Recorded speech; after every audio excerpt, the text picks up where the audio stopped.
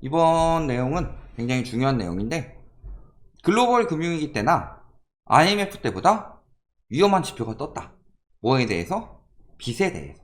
소득과 빚에 대해서 훨씬 더 위험한 지표가 떴고, 이 지표가 안 좋게 나올수록 경제위기가 더 크게 일어났고, 그 경제위기가 일어났을 때 결국엔 뭐 집값도 마찬가지고, 특히 집값 굉장히 장기화돼서 떨어졌죠. 크게 많이 떨어졌다. 그래서 요거 내용을 한번 볼게요. 뭐냐? BIS 신용갭이라고 있습니다. 이 BIS 신용갭이 뭔지는 조금 이따 설명드리고, 이 지표가 굉장히 위험하게 나왔어요. 그래서 BIS에 들어가 봐서요, 역대까지 1972년부터 지금까지 지표가 다 나오진 않았어요. 왜냐면은 아주 최신 건 안 나오고 2022년 3분기까지 지표가 나왔는데, 자, 과거에 가장 높을 때, 자, 1982년도 12월 4분기에 14.5가 나왔습니다. 그 다음에 IMF 때 13.2까지 올라갔어요. 그리고 글로벌 금융위기 때 13.2가 나왔는데, 2021년에 이 수치가 17.7이 나왔습니다. 즉, 보시면 이렇게 올라갈 때, 우리가 요때는 기억 잘 못하더라도 요때는 어떤 때인지 알죠? 그리고 많이 떨어졌다고 하더라도 아직도 16점이다. 그래서 여태 이 BIS 신용갭이 나왔던 여태까지 시기보다 지금이 더 높고 고점 찍었고 조금 떨어졌어도 아직도 높다 라는 거죠. 그럼 이 BIS 신용갭이 뭐냐? 국내 총생산 대비 가계부채 비율이 장기 추세치에서 얼마나 벗어나 있는지. 10%포인트를 초과하면 경보 단계라고 하죠. 그랬을 때 경보가 언제 울렸어요? 1982년, 1997년, 2009년, 그리고 지금. 보시면은 상황이 굉장히 위험하다는 뜻이죠. BIS 신용갭이 튀어 오를 때마다 무슨 일들이 일어났었냐. 그랬을 때 보시면은 지금 우리나라는 지금 가계대출이 연 8%씩 증가했어요. 그럼 가계대출이 연 8%씩 증가했는데 소득은 그만큼 올라가지 않았죠. 즉, 저렇게 된 이유는 대출이 굉장히 빠르게 늘어났는데 소득이 그걸 따라가지 못한다. 그러니까 소득도 좋지 않고 대출만 늘어나고 있으니까 저 갭이 튀는 거고, 저 갭이 튈수록 경제위기는 항상 눈앞에 가까이 왔다는 거죠. 그래서 1982년에는 무슨 일이 있었어요? 오일 쇼크 터진 지 얼마 안 됐었죠. 그래서 2차 오일 쇼크 터지고 대통령 시해 사건, 그리고 물가 상승이나 뭐 국제 수지 악화 이런 것들이 일어나서 그때 신용갭이 한번 팍 튀었다. 다만 1982년도 때 같은 경우는 우리나라가 어떤 상황이었다? 성장하고 있는 상황이었다. 그래서 그때는 그래도 막 성장해가지고 서울로 인구는 몰리는데 서울의 공급이, 그때야말로 진짜 공급 부족이죠. 그래서 그때는 공급이 부족하고, 그러니까 더 많은 집이 필요로 하게 되고 막 그러면서 가격이 올라갈 수는 있었다고 칩시다. 저 때는 저런 시기였으니까. 근데 우리나라 언제부터 그게 끝났다고 그랬어요? 성장이? IMF 때 끝났다고 그랬죠. 두 번째 신용갭이 튀었을 때가 IMF다. 1997년. 1997년에 IMF 터졌다는 걸 모르시는 분은 없잖아요. IMF는 왜 터졌어요? 1994년에 채권 대학살이 시작이 됐다. 어디부터? 미국에서. 빠르게 금리를 올려서 1년 동안 7차례의 금리 인상을 했고, 지금보다 늦어요. 그러면서 자금이 미국으로 쏠렸다. 그러니 저금리에 기반한 대량의 유동성이 유입됐다. 양털깎기라는 거죠. 그 전에도 이번에도 굉장히 비슷한 상황이 벌어지고 있다. 그래서 멕시코, 아르헨티나 이런 데 주가가 폭등했다가 쭉 유동성이 미국으로 빨려 들어가면서 멕시코부터 무너지고, 그 다음에 아르헨티나 무너지고, 이게 동남아에서 동아시아, 우리나라 뿐만이 아니라 동아시아 전체적으로 한번 덮쳤고요. 러시아까지 파급이 된 거죠. 저 시기에 신용갭이 13.2가 나왔다. 근데 지금은 16, 17 이렇게 나오고 있고, 2008년은 글로벌 금융위기죠. 다 아시고, 글로벌 금융위기는 서브프라임 모기지 사태가 터지면서 이게 리먼 브라더스의 파산까지 갔고, 리먼 브라더스 뿐만이 아니라 베어 스턴스, 여기가 4위, 5위, 투자은행 서열 4위, 5위였는데 두 군데가 동시에 무너져 버렸다.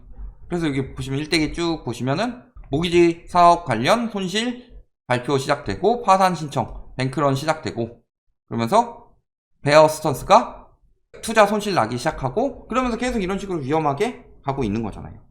그때 문제가 되었던 게 뭐예요? 서브프라임 모기지 사태. 서브프라임 모기지 사태가 뭐예요? 영끌 사태 아니에요, 영끌 사태.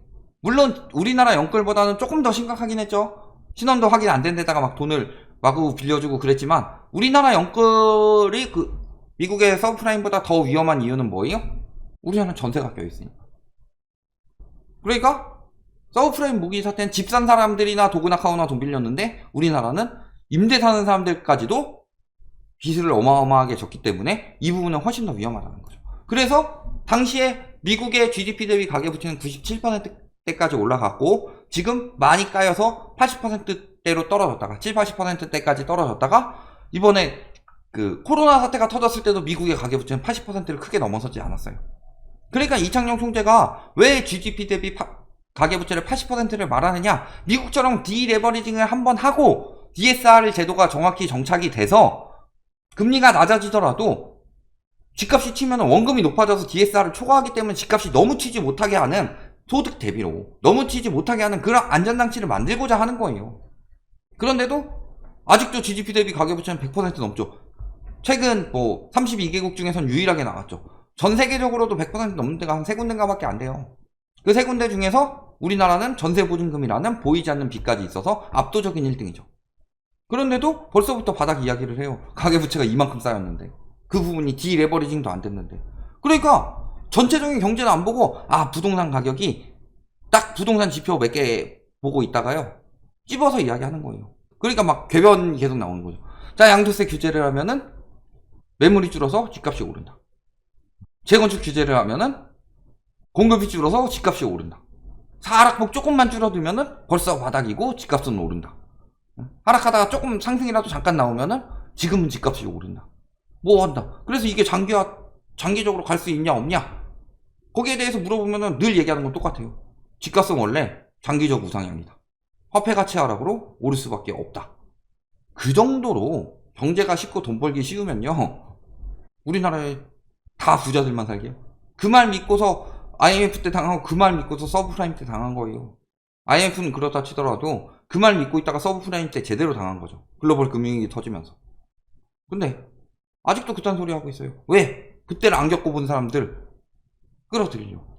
자, 막 군대 가는 동생들이 있으면요 대학생 때, 복학생 때 거짓말을 하잖아요. 근데 보통은 좀 잘 안 속는 걸 하는데 전 좀 장난치는 거 워낙 좋아해가지고, 야, 군대에 있을 때 훈련소에 있는 총 그거 반납하고 자대로 가는데 달라고 할 때 절대 반납하면 안 된다고. 훈련소에서 뭐라고 배우냐 하면은 총은 애인과 같이 하라고 그래서 그거 반납한다고 돌려주면은 나중에 자대 가가지고 죽어난다고. 이런 식으로 장난질 쳤어요. 근데 이게 군대 갔다 온 사람들한테 안 통하죠. 갔다 온 사람들은 웃고 있죠. 근데 안 갔다 온 사람들은 진짠가 하고 궁금해하죠. 그러니까 그때 안 겪어본 2030들이 당하고 있는 거예요. 왜 2030들이 비중이 어마어마하게 늘어났게요? 그때 안 당해봤으니까. 그 사람들한테 지금 계속 하고 있는 거죠. 그런 것처럼 안 당해본 사람들 또 끌어들여가지고 영끌 어쩌고 저쩌고 하는 거예요. 그거 안 당해봤다가 또 우르르 올라갈 때 한탕주의로 우르르 물려 들어갔다가 첫 번째로 망한 게 닷컴 버블. 그리고 2017년에 한번 또 제대로 당한 게 코인 버블이었죠. 부동산 버블도 마찬가지죠. 그러면은 위기는 이만큼 쌓여 있어요. 이 위기가 이만큼 쌓여 있는데 얘가 가지고 있는 위기를 얘한테 넘겨가지고 이 전체적인 총량은 그대로 그 위기가 남아 있어요. 위기가 맞아요, 아니에요? 나는 벗어났지만 누군가가 대신 받아준 거죠. 명의만 바뀌지 위기가 없어진 건 아니에요. 그냥 폭탄 돌리기일 뿐이지. 그런 상황이다.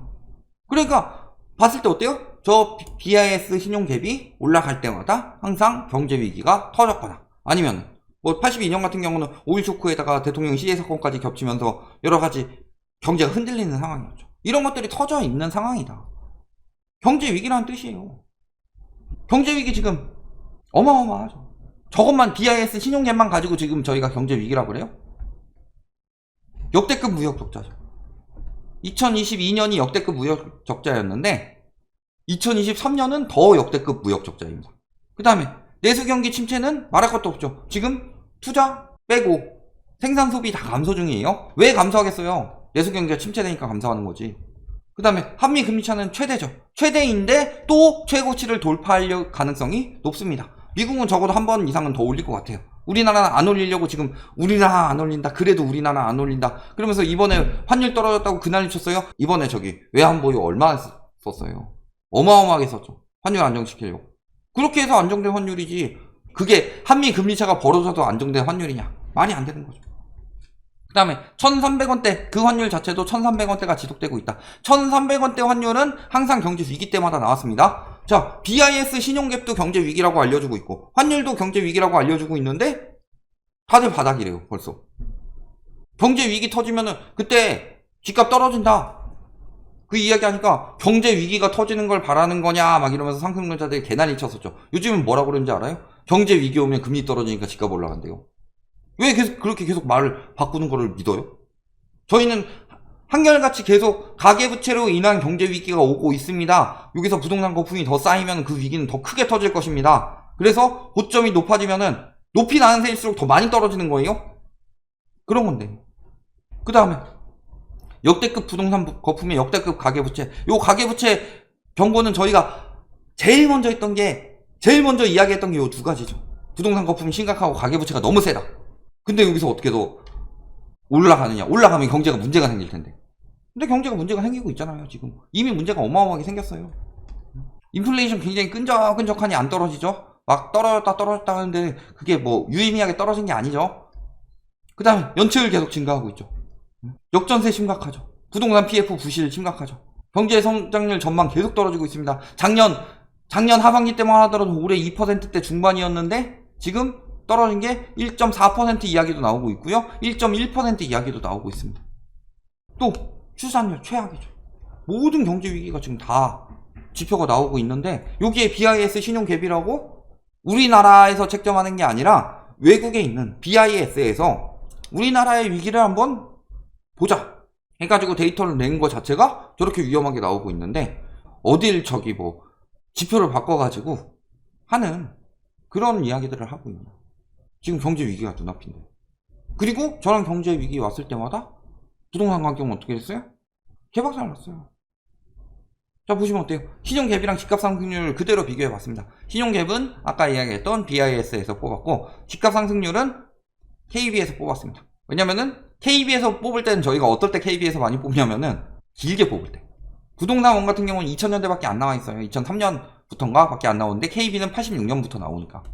그래서 집값 상승률, 이거 지수 계산이죠. 분기별 집값 상승률이랑 그 다음에 BIS 신용갭을 비교를 해봤다. 그랬을 때 신용갭이 튀는 시기, 자 82년도는 KB에 지표가 없으니까 그 이유만 봤을 때, 자 신용갭이 튀었던 거, 첫 번째 쳤던 거 IMF 때죠. 집값 어떻게 됐어요? 두 번째가 글로벌 금융위기 때죠. 집값 어떻게 됐어요?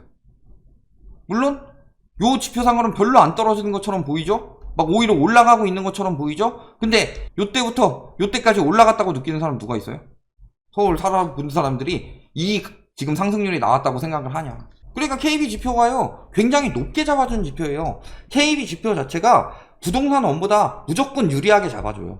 그런데 KB보다 부동산원이 먼저 상승이 나왔다. 이거야말로 통계 조작이 아니고 뭐냐. 그리고 지금은 어떨까요? 근데 문제는 요때는 그래도 빠르게 떨어졌고요. 요때도 완만하게 떨어지면서 집값이 떨어졌는데 요때는 떨어지긴커녕 오히려 조금 튀다가 딱 멈춘 상황인데 어떻다는 거예요. 상황이 어떻게 흘러가고 있다? 경제 위기는 눈앞에 와 있고 눈앞에 와 있는데 지금 정부에서 남들 다 긴축하고 있을 때 명목상으로 기준금리만 올리고 돈을 오지게 풀었는데 그럼에도 불구하고 내수경기 침체되고 무역적자 심화되고 있고 환율도 튀게 생기니까 환율도 돈 풀어가지고 막고 있다. 이거밖에 더 돼요? 그럼 경제 위기를 미루는 거죠. 이빨이 썩어가지고 충치가 생겼어요. 충치가 생겼을 때는 치과에 가가지고 치료를 받아야 돼요. 근데 진통제 먹고 버티고 있는 거예요. 미루는데 그만큼 더 썩어 들어가죠. 그런데 와가지고 상승론자라는 작자들은 뭐라고 하고 있는 거예요? 아, 충치는 단 거 먹어서 충치균들이 이빨을 파먹어서 생기는 일이다. 그러니까 단 거를 많이 먹어서 이빨 말고 단 거를 파먹게 만들면은 이빨이 안 파이지 않겠느냐. 그럼 충치 해가지고 이빨 손상이 없을 거야. 단 거 계속 먹으면은 단 거를 먹겠지, 충치균이. 우리 저기 이빨을 먹진 않을 거 아니야, 맛없는 이빨을. 그런 이야기 하고 그런 식으로 그럴듯하게 이야기하고 있는데 그게 맞아요? 말도 안 되는 소리죠. 그냥 그럴듯한 궤변일 뿐이죠. 그런 거랑 똑같은 상황이에요. 지금이 어떤 상황인데 이 부분을 못 보고서 아 그래 요즘에 저기 부동산원 지표가 반등한다는데 집값이 오르겠지, 바닥 찍었겠지, 이런 식으로 믿어버리면은 항상 당하는 거다. 이렇게 보시면 되겠습니다.